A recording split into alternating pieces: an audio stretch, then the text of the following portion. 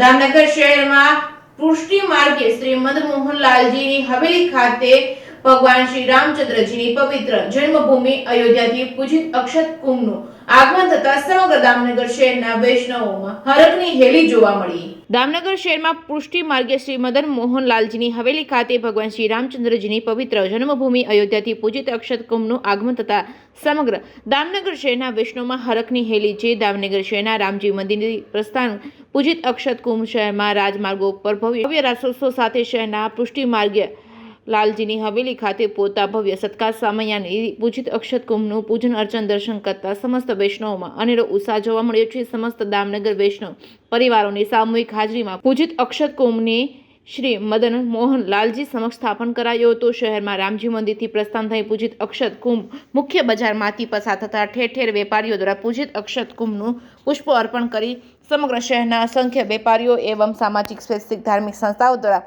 ભવ્ય ઢોલ નગારા સાથે પુષ્ટિ માર્ગે હવેલી સુધી શોભાયાત્રા યોજાઈ હતી। Reporting by Natwarlal Bhatia, Damnagar.